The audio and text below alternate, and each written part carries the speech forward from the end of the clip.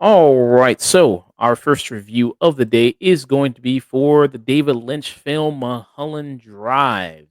David Lynch, who recently passed away there at 78 years old, there decided to do a little bit of a deep dive into his filmography there, look back at it.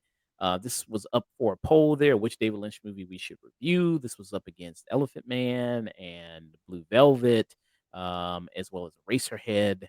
And this ended up kind of winning out there. And some people say that this is the best David Lynch film out of all his films there. And this is even considered by some people one of the best films of the 21st century. People love it that much there. And what is this film about? In order to, I think, really, we're going to delve into this movie. We're going to do a spoiler talk with this film because to really get into it and analyze it much like with other David Lynch films. There, it's not very simple there. It's not straightforward. Very Lynchian, as they say, even coin on term there with a lot of Lynch films. So get into it, we got to go a little for spoilers. So if you've never seen it, check out and then kind of come back in there. But we're going to give a basic review to start off, and then let we know when we're going to discuss spoilers. So the basic setup of this is described as a neo noir film here, where you got that going on, and it's kind of a mystery at first. So it's after this car wreck that happens with one of the lead characters there, which the lead character in this is we see Rita there, played by Laura Herring. We see that there's a car she's in. There's an attempt on her life, but before the hitman do the job, another crashes into that car, and then she ends up stumbling out, and then we see that she has amnesia. While she has amnesia, she runs into a woman played by Naomi Watts, who's Betty in this, and they kind of form a relationship there. And Betty's is an aspiring actress there in Hollywood. And Mulholland Drive is actually a place in Hollywood, like an actual lane there, actual street name there in Hollywood, very famous street name. So yeah, you see that she's come to Los Angeles trying to make it big, trying to be a big time actress. And she's staying at her aunt's place, as you see there, where she runs into Rita.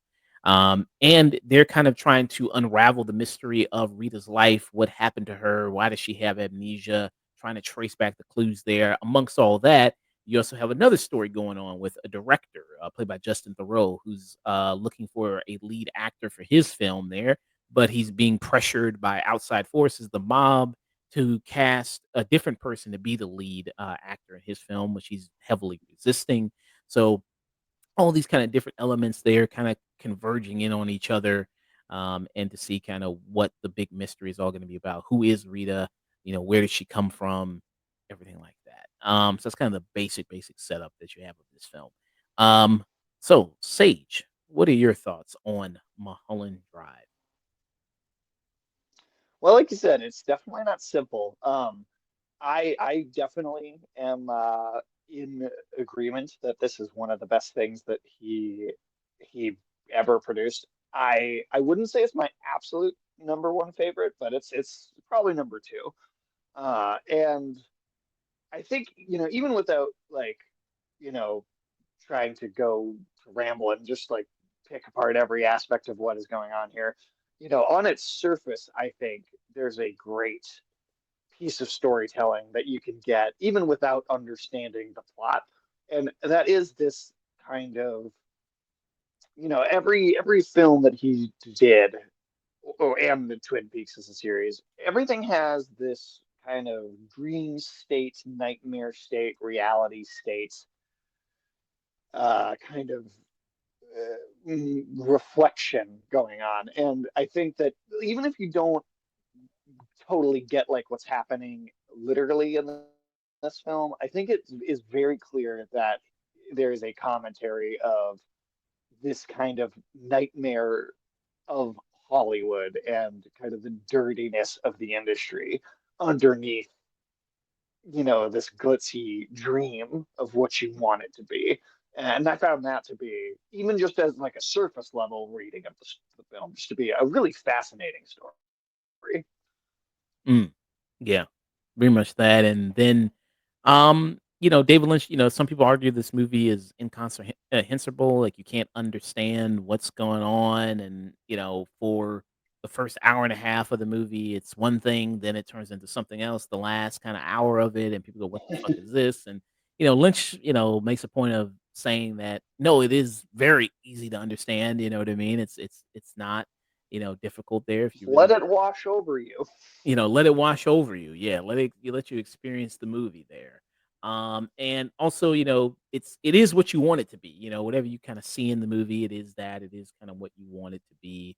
And kind of put your own thing onto it, which is that's also a big thing I think with Lynch films there, as far as what is it about, what are the themes, what are the interpretations of this, and it's always good to like get into the analysis of the movies, you know what I mean? Hear different people talk about it and discuss it and what it meant and, what all these kind of different things are supposed to mean. I think this is, every Lynch movie is kind of like that. And that makes kind of, even if you don't like the movie, maybe it's good to also just discuss it and talk about it with other people.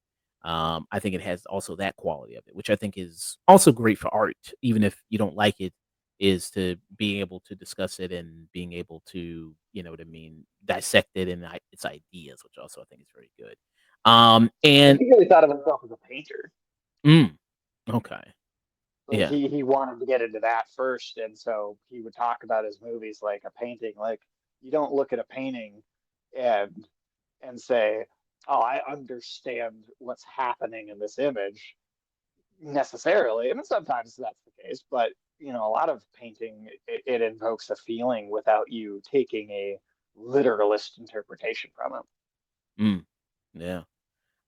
And from looking at some of his filmography, this doesn't include some of his usual collaborators. Like usually he'll work with like Laura Dern, Kyle MacLachlan, um, or some of the people that he usually kind of works with acting wise. Is there any word of why he kind of chose to switch up there with somebody? Why he kind of chose to? I'm not sure, honestly. I did hear that Naomi. I read a little bit about Naomi Watts, and she was like ready to quit acting and just move out of LA entirely when she got the part for this film. And I don't know exactly why David Lynch made that choice to cast her, but I mean, he obviously saw something and saw someone who was not recognizable. And I'm sure to some degree, and I'm inferring here when I say this, but I imagine that David Lynch saw appeal in working with people who were not in a lot of other things. And you could, that like for an audience to go and see a movie and not recognize an actor could allow that kind of dreamlike sense of it to maybe even be even stronger. Mm, okay. And I don't know if it has also something to do with, so originally this was supposed to be a TV show, Yeah. originally, and then David Lynch also said that this was supposed to be, initially a spinoff of Twin Peaks, where kind of it started with the Mulholland Drive thing, but then it quickly developed from that, and then it kept the name Mulholland Drive, and then initially, yeah, pitched it to, I think he said ABC, I think it was, um, I think so, yeah. initially pitched it to That was them. Twin Peaks Network. Yeah, initially pitched it to them, and yeah, they were like, "Okay, it's, again, kinda like that Twin Peaks type of thing, mystery, and you're gonna see it unfold and everything like that over the course of maybe some seasons." But they canceled that and then took that and basically like, "Well, still got this, let's basically just turn it into a movie since we already got this footage and kinda filmed a lot of it there." So maybe that also had something to do with it. They're kinda getting these different They actors. asked him why he wanted to make it, and he said, "I saw a blue box in a dream," and they were like, "All right, maybe we're gonna pass." Yeah, and then I think I when I played that interview, before the stream there, it's like David was saying he sit there and meditated, and he has, like, it was, like, one idea after the another, like a string of pearls and everything like that, like, it all just kinda came to him, like, at first he didn't know what it was gonna do, but then it just kinda came to him what it was all kinda gonna be about, which is also, yeah, very kind of a Lynch thing to say, I guess, there, to say that. But, yeah, how do you feel about it kinda being one movie at kind of first and then kinda turning into something different there?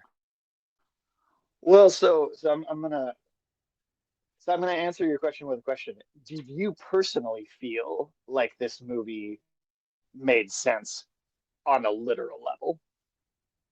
Like, if you were just to watch Like, it and like, not look up anything about it, or yeah, yeah, just watching it, like, did it feel like it came across like what was happening in like a literal plot sense by the end of it? yeah, because it's not something as fantastical as maybe something like, you know, like Eraserhead or something like that in like this kind of different world we're in. Here it's still, it's the real world there. And if you really kind of more paying attention to it, and I did watch also some analysis videos afterward because I just wanted to hear other people talk about it. But seeing kind of this first half of this movie, you get even it looks different. Like the first half has this very kind of you see the beginning there where she's coming to LA and it looks like a commercial. It looks like, what I mean, it kinda has this commercial type look to it, and, Naomi Watts, said her direction was, look like a little kid that gets ice cream for the first time, and they're kinda very bright-eyed there.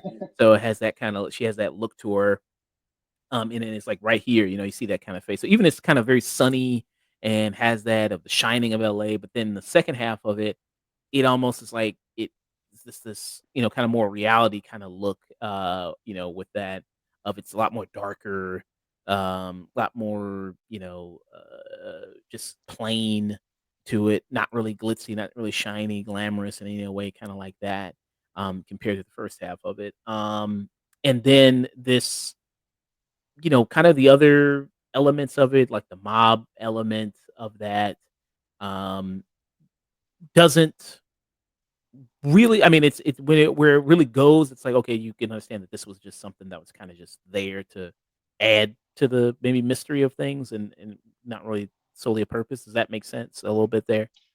Yeah, yeah, yeah. No, absolutely. Well, so then to actually answer your question, so I'd seen this movie before too, so it watched a long time ago. I didn't remember it maybe that well, but when I watched it again here the other day, I watched it with someone, and we both had seen it before and kind of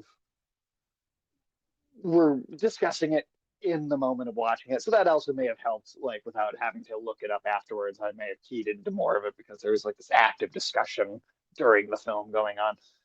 But when it did that switch, you say like halfway through, I felt like I was able to kind of key into what the point of that switch was. And I never necessarily felt like I was watching a different film. I guess I really like I was like, oh, okay, so this is like I mean, I don't know if you want to wait to get into spoilers or jump into spoilers right away, but I felt like that transition to me, I was like, I felt was pretty clear what it was getting at and like how it was still kind of about the same thing. Mm, okay. Yeah.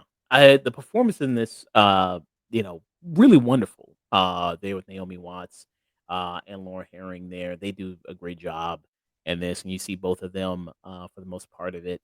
And you see Justin Theroux there as well in this, who, he's been in tons of stuff people might know him from. Yeah, he was in, a lot of people praise that show. I haven't really seen it, because he was in what was that show called on HBO? The Leftovers. A lot of people love that show. Mm. I have not seen it myself. I heard he's fantastic I in have it. not either. But you have that, and you, I think, even if you don't really get it, I think you're intrigued to see where it goes, and it's just kind of one of those things of like either you're gonna like where it goes or you're not. It's like, is this all worth it to get to this point and to get to the conclusion of it? And what the fuck was the point anyway? And some people might have that with some films. It's like, what was the point of it anyway?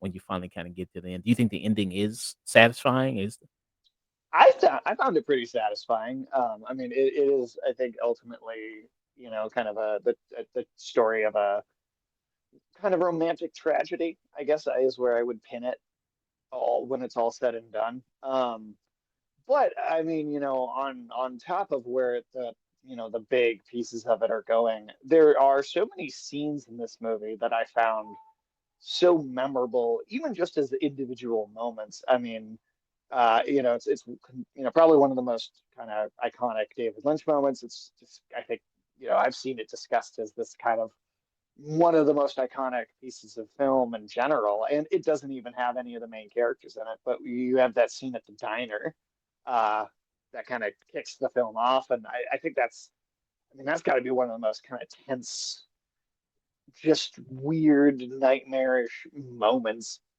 in a movie. Like there's just some really unsettling about how that's played out and the way that it's able to build up tension and play your expectation and then still deliver on what it's telling you it's going to do. And then it still lands it, even though it's kind of telegraphing it. Mm, yeah. Is there any downside for this movie for you?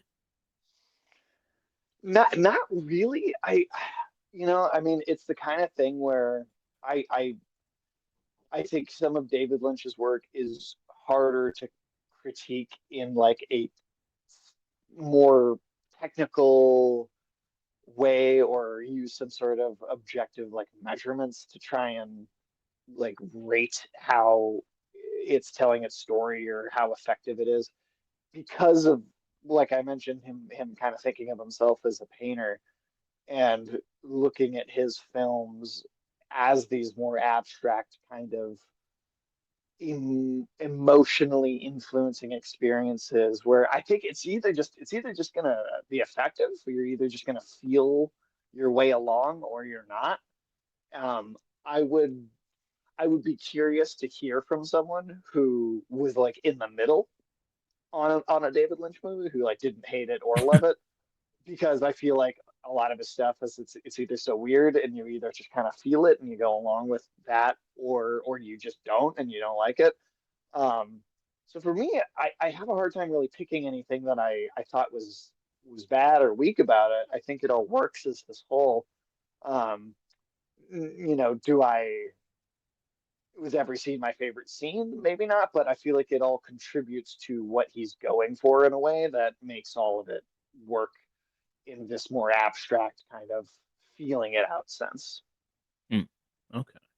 I feel like with Lynch films, I'm kinda in the middle maybe on Eraserhead. I mean, maybe I mean, I think, Sure. it feels like a, good student film, like, your very first student kinda film kinda thing, and you wanna experiment with a bunch of stuff and kinda go out there and weird with that. I feel like I have a more stronger opinion on Blue Velvet. I have a more Sure. strong opinion on that. Dune, I feel like a stronger opinion on that, there, but, I mean, Dune is based on a book and, it's trying to Right. adapt some material, so there's that, with it, but yeah. You got that. I know that, I mean, we talked about it before. Roger Ebert, famous critic there, had a more, stronger opinion on, David Lynch movies there. He was a big vocal critic about his work, Did about that. not care for most of it. So he did that He there. liked two David Lynch movies though, and Uh, Mulholland Drive was one of them. Mulholland Drive, and then was it Elephant Man? Maybe? Uh, I think I want to say that he might not have been doing movie reviews yet when Elephant Man came out, Roger Ebert, because I looked and I couldn't find a Roger Ebert review for that film. I'm not sure what his opinion about that one was. But the other one that I know Roger Ebert did think was actually really liked was the Straight Story, which was the 1999 Disney movie of all things that David Lynch directed, which is easily his most just like normal movie. Um, it is very much just like a regular film. It really David is a Lynch, of straight course, story. yeah, yeah, and of course David Lynch referred to it as his most experimental film because of course he was gonna see it that way. But that one is like that's a regular movie. That's totally just like a normal movie. Yeah. Here's I don't know if this is it right here. But this is them talking a little bit about it, Elephant Man. Oh, So okay. let's say I actually want to see what they say. Right about now, I think a lot of people probably watching the show are wondering, hey, when are we going to get to see what the Elephant Man really looks like? Well, sorry, but the film's distributor, Paramount Pictures, would not release a scene of the Elephant Man without that bag over his misshapen head. Their gimmick is obvious. You have to pay $4 to see him, which for me, Damn, movies with $4. Whoa, gee. Man. Jeez. You wanna feel some real pain in like 1954 college credit was $4. Wow. Jesus Christ. Man, We agree with this. It puts the film company, I think, in the same position as the owner of a freak show. That aside, I want to state that I did enjoy The Elephant Man, that I was moved very much by its story. What's so good about it for me is the performance under the grotesque mask by actor John Hurt. We see his sad eyes behind those deformities, and we know there's a person there, a person trapped by something he cannot change. Well, this is not a bad film, but I can't quite endorse it. I think there are a couple of issues. One of them you brought up, this business of 100 years after Merrick's death, the sideshow still goes on. To some degree, this movie hopes to succeed at the box office because of our perhaps unworthy curiosity about what the Elephant Man really looks All right, like. but let's not blame. yeah. So he's kind of mixed on that one. So he's kind of a little bit in the middle on that, Roger Ebert. He loved Mulholland Drive, though. Um, He actually did. Let me, and this is a short clip here of what he had to say about Mulholland Drive. And I used to watch the Ebert and Roper show back when it was on the early 2000s there. This was after Siskel had died already, and then he had a new co-host there. But this is a little bit there. To the year's best films, the number 5 movie on my list is Mulholland Drive by David Lynch. I haven't been a fan of many of his films, but this one fascinated me from beginning to end. It takes place in a Hollywood that is part Tinseltown, part film noir, and all dream. This is your purse. Your name must be in your purse. And stars Laura Elena Herring and Naomi Watts as two women, or are they really just one woman, involved in a murder mystery? Or is it a murder? Or is it a mystery?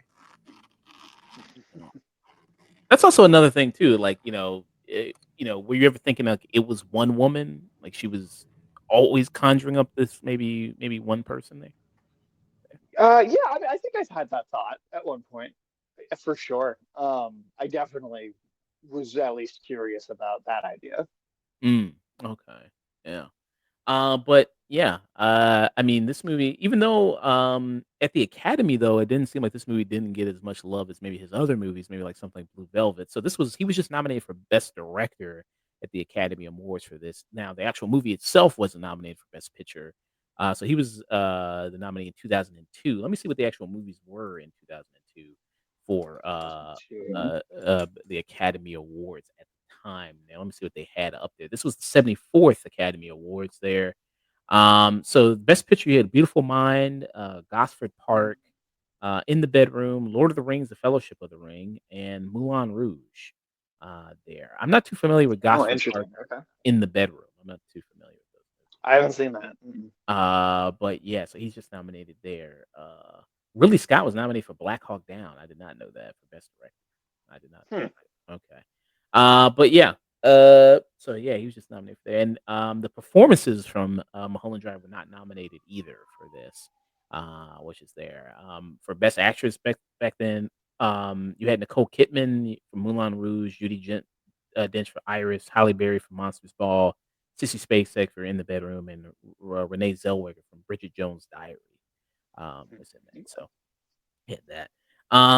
It's a shame because I do think they are quite terrific in the movie there, and what they're able to do, and so many dimensions that Naomi Watts plays with this character is also kind of amazing to see, and 'cause it keeps you kind of guessing on where things are kind of going to go, and these characters getting involved in this. I'm always a sucker for movies that normal people get sucked up into, this kind of criminal underworld. It's, like something like Kiss Kiss Bang Bang. A lot of Shane Black movies do that. The Nice Guys or something like that. Like something develops into like they pull the string and you know what I mean. They kind of fall into the type of things like that. I'm always a sucker for those things. So let's get into a little bit of spoilers. What will be your final thoughts and rating for Mulholland Drive? Yeah, man. I mean, I do. I think this is just such a great film experience. Like you said, I think the performances knock it out of the park from Naomi Watts herself, from Laura Herring to these little small roles like Patrick Fischler in the diner scene at the beginning, where I think it's able to convey this feeling so strongly in such a brief amount of time, and it just knocks it out of the park. Or um, oh, what is his name? The uh, hitman character that you see like maybe midway through, played by Mark Pellegrino, Oh and yeah. how just horribly wrong that goes.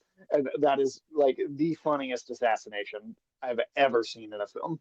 Like this movie is able to bounce between these things that are horrifying to sad in this very raw way to like making me like laugh very like full belly laugh out loud moments. And it's able to just have such a broad kind of encompassing sense of itself. I'd give this a cinema. Wow. Okay. Yeah. I mean, when you think about Lynch films, it still requires you to really kind of sit down, pay attention, and kind of follow what's going on with it. But I think if you do that, you won't be too, kind of shocked about what kind of happens, or you won't be too thrown off there if you're able to do that. The look of the movie is also really amazing. They're showing LA there, and we've seen LA in tons of movies, tons of projects before, and the way it's kind of shot, and tons of people have done the whole kind of seedy LA type thing before. Um, with that, but, Lynch puts a good unique eye on it, having all these also interesting performances. I mean, he's a great director, knows how to direct actors really well, and some amazing sequences with Naomi Watts in this that are very dark and screwball, in this, and he's able to do that really incredibly well. And I forgot to mention, so I said that there were no frequent, David Lynch collaborators. There actually is. There is the dwarf actor from Twin Peaks, Oh Michael yes. Anderson, who comes in, who you see him, and he's wearing prosthetic limbs and everything like that. So he's got that kind of going on. So he shows up in the movie for a brief bit of it there. But yeah, just a really wonderful told story that you got here, and how it kind of all unfolds, and what it kind of leads to. And I can see why, like, some people say it's like maybe one of the greatest films of the 21st century, or one of the greatest films of all time there. And maybe one of the greatest Lynch films. And working my way through his filmography, right now I feel very strongly about Blue Velvet, and I really like that quite a bit there. But this one is also up there. I'm gonna see Elephant Man as soon as I can. I'll watch that. But yeah, I mean, we're really knocks it out of the park here. And this movie, even though it's over 24 years old now, this film coming out in '01, still kind of rings true today with that. And highly still, I mean, even though it didn't get nominated much at the Academy, still did really well awards-wise. Lynch did win Best Director at the 2001 Cannes Film Festival, so he did do that, with that, with this film there. Not a, hugely box office film, but it had a budget of 15,000,000, made a box office of 20,000,000 there. But, yeah, absolutely, I did love it. I would give it a strong peak for me for Mulholland Drive. So like I said, spoiler talk, spoiler review there. Get into that. So the big kind of reveal in the turn of the movie is that we see is that it's kind of led to believe that the first half of the movie is basically a dream. It's a dream there, from the Betty character from Naomi Watts, who real name is Diane. And we see that, she kind of lives in this crappy apartment. She's kind of, got stringy hair, and, kind of has been beaten up, it seems, by life. At this point there, she's not, we see that Betty has a lot of luck there in terms of as soon as she gets to LA, she gets, this good acting audition, and she knocks it out of the park, and it's going to lead to other big success. It's like, no, that hasn't happened for her at all there. She did have a relationship at one point with the Rita character, who we see his real name is Camilla there, who has everything that Diane wants. She is the successful actress. She's the star of this film there. Um, and you see that she kind of has just been, basically tagging along with Camilla there, leeching off her, you know what I mean? She's kind of just been throwing her little side gigs every now and then, and throwing her part. She's her Rob Schneider, you know what I mean? He's just been certain things. It's like, hey, you know what I mean? I feel bad for you. Go, there's a little part in my movie, everything like that. So she's kind of been doing that. Um, and so it kind of just drives her there, and to the point where even Camilla invites her to this party, and then you see at this party other characters we've seen in the movie there that have played different roles, like the mother of the Justin Theroux character we see at the party, who was the wasn't she the property manager of the building that Yeah, we yeah. initially saw there? So you see that, you see kind of other characters who were like people in the mob and things like that, or people at the board at the studio.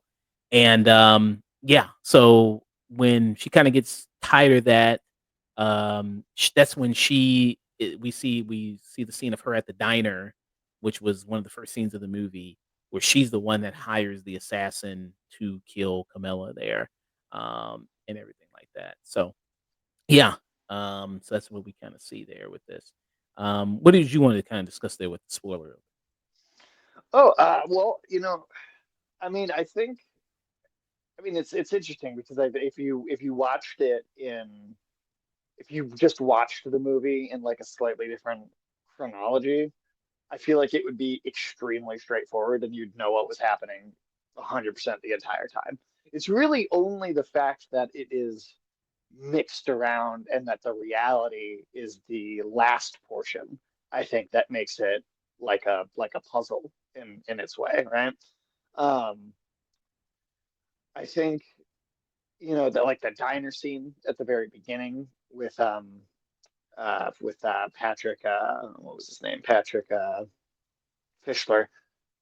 Like and the feeling that he describes, it is almost like he is describing the guilt that then like Diane feels over what she did.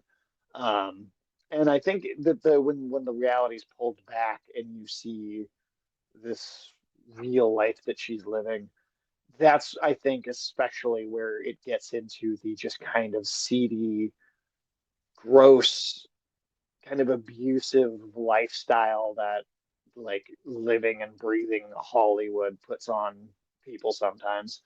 I mean, she clearly like they have this, her and Camilla had this relationship. Camilla left her, right? She's getting married to the director of this movie she's on, and then like they have this scene at that dinner, and she kisses someone else, like right there at the table. And even when they announce their marriage, like they're laughing. It's like this very clear, like, oh, this we don't really like each other or care. This like her and Justin Theroux's character are very clearly painting this picture of, oh, this doesn't even matter. And you can see the anger and resentment in Naomi Watts' face. It's like, oh, you left me to marry this director, and you don't even care about him.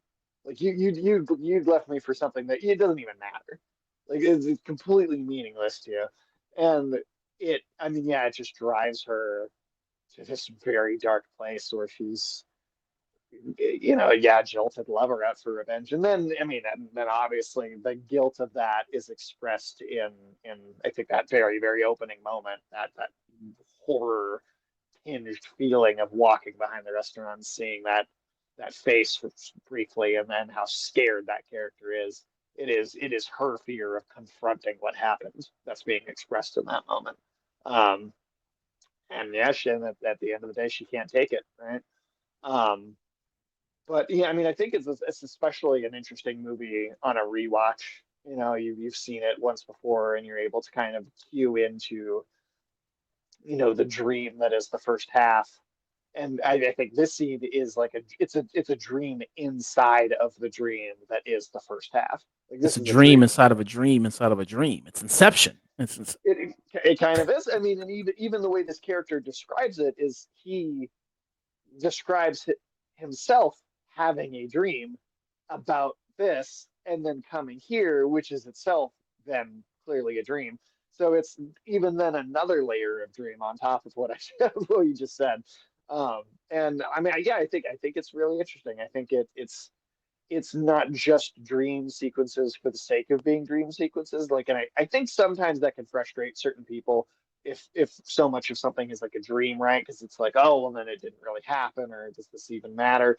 But I think you can do it in a good way and you can do it in a bad way. And I think the good way is that when you're telling a story that is largely taking place in a dream, the feelings that the dream is expressing, if those feelings are true to the reality that's outside of the dream, a portion of the story, then I think the dream still matters. And I think that's what this is. I think that's all of what the first half of this film is. It is expressing feelings that concretely matter. And then when we get the reveal that it's a dream, it doesn't feel like it's a waste of time because all of those feelings then inform what is going on in the reality as well. Yeah. Because sometimes, with movies, you will have the ending where it's like, well, that was all a dream and that didn't really happen and it really doesn't add much to it. It's meant to just be kind of a twist, at the end and something to go like, oh, okay, that was kind of basically it there. But you are right in where the dream does play a part in that, in kind of the story and the filmmaking of it, of driving the motivations of these characters and seeing how these characters kind of see each other, seeing how Naomi Watts as, Betty slash Diane, kind of maybe envisioned her life to be there at first of maybe moving here with high aspirations. And then, like I said, what that kind of does to you there, living in LA there and just kind of getting beat up day after day, losing out on all these roles there. And then you, especially when you have a friend who is succeeding at that level of what you want to be, and then you only are kind of, when she's at that engagement party, as you mentioned, she even tells the story of kind of her life, and you know what I mean. When she's telling it, it's kind of like Jesus, you know what I mean. I came in. The only reason I am successful is because I've just kind of tagged along with her, and that's kind of it. And she has this life that I want. So you kind of see that. So I think it is very kind of informing that. And then with Laura Herring, who is this kind of has that ideal look of a Hollywood starlet, which I think is also kind of a thing there as well. Um, and this is her right here, who still looks really amazing, by the way, too. Looking at some recent pictures here, yeah, still looks really Oh gorgeous. yeah.